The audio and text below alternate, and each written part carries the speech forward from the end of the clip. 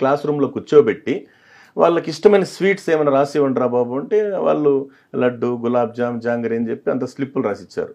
వాళ్ళకి ఇష్టమైన sweets sir, రకరకాలు ఉన్నాయి కదా సార్ ఇష్టమైన స్వీట్స్.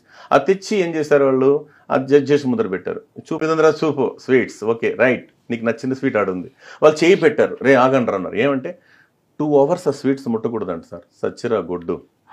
ఎవరైతే 2 గంటలు ముట్టకుండా ఉంటారో వాళ్ళకి మేము 1+2 ఇస్తాం అని చెప్పేసి డోర్ లాక్ చేసుకుని వెళ్ళిపోయారు. 2 గంటల తర్వాత వచ్చి చూస్తే ఏమన్నా స్వీట్స్ ఉన్నాయా లేవంటే లేవు సార్ అంటారు. సరే అప్పుడు మన దగ్గర ఉన్న సబ్జెక్ట్ ఏంటి, 60 మెంబర్స్ ఎత్తుకొని తినేశారంట సార్. ఓహో వాళ్ళు ఇచ్చే స్వీట్స్ కోసం మేము ఎదురు చూస్తుంటామని. 40 ఉన్నారు కదా సార్ బ్యాలెన్స్, దాంతో 30 మెంబర్స్ ఈ పక్క ఆ పక్క గిల్లుకొని తిన్నారంట. రిమైనింగ్ 10 వాళ్ళు స్వీట్ టచ్ చేయలేదంట సార్.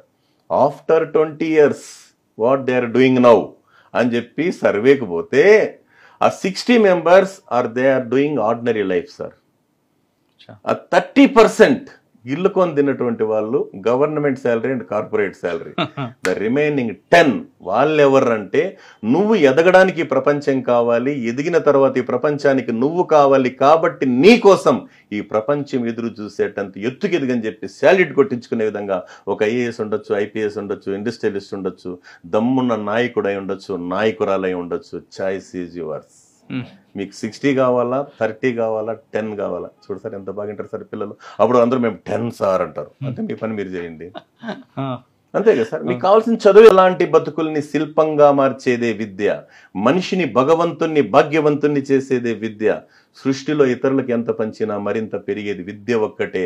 రాజు రాజ్యంలో మాత్రమే పూజింపబడతాడు, విద్యావంతుడు ప్రపంచంలో ఎక్కడ ఉన్నా పూజింపబడతాడని చెప్పడానికి సార్. ఇంకా చాలా రాసినట్టున్నారు మరి.